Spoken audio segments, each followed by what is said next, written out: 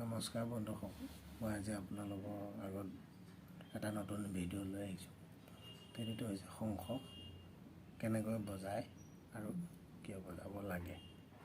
শংখ বজালে আমাৰ কি কি উপকাৰ হয়, এই বস্তুখিনি আপোনালোকৰ আগত আজি মই জনাম। শংখ আমাৰ বজালে আমাৰ মানে ডিঙিৰ এক্সাৰচাইজ হয়, লগতে ব্ৰেইনৰ ব্লাড চাৰ্কুলেশ্যনটো বাঢ়ে।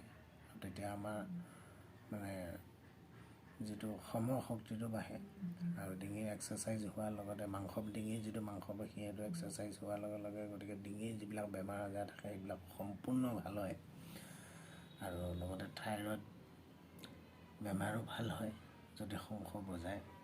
আৰু যদি থাইৰয়ড থকা মানুহে শংখ বজাই থাকে নিৰাময় পাব, বহুত ভাল। কিন্তু হাই ব্লাড প্ৰেছাৰ থকা মানুহে শংখ বজাব নালাগে। তেওঁলোকে শংখ বজালে তেওঁলোকৰ কাৰণে ক্ষতিকাৰক হয়, তেওঁলোকে টোটেলি তাৰপৰা মানে আঁতৰত থকা ভাল, আৰু পৰা বজাব নালাগে। আৰু শংখটো মানে আমাৰ হিন্দু ধৰ্মতো এটা বহুত ভাল শংখনাদ, মানে কি শংখধ্বনি যিয়ে শুনে। তাৰ বাহিৰেও মানে শংখ বজালে মানুহৰ যিটো হাৰ্টৰ বেমাৰী যিবিলাক থাকে, শংখ মানে শব্দ যদি সদায় শুনে তেওঁলোকৰো ভাল হয়। সেইটো বহুত ভাল এটা মানে উপকাৰিতাই বুলি ক'ব পাৰি। গতিকে শংখ আপোনালোকে দেখিছে, চিনি পায় সকলোৱে শংখ। আৰু শংখ বজোৱাটো বহুত টান কাম নহয়, খুব সহজতে বজাব পাৰি। উশাহটো আমি ভিতৰলৈ উশাহটো ফুলকৈ টানি ল'ব।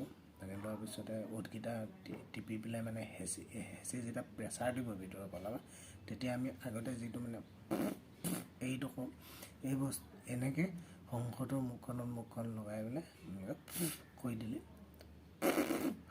দিলে তেনেকৈ শংখটো বজি দিব। আৰু আপুনি যিমান দীঘলকৈ বজাব পাৰে সেইটো আপোনাৰ কাৰণে ভাল।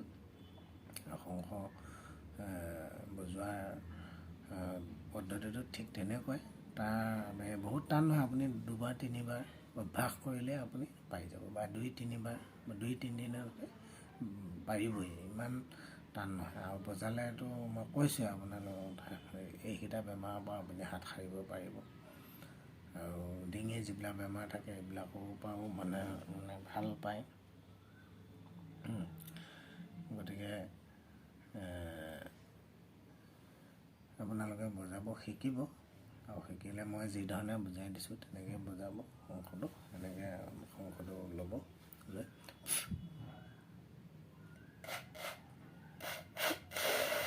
এনেকৈ বজাই দিলে বস্তুটো বজি যাব, কোনো ধৰণৰ প্ৰব্লেম নহয়। আপোনালোকে বহুত ধুনীয়াকৈ বজাব পাৰিব।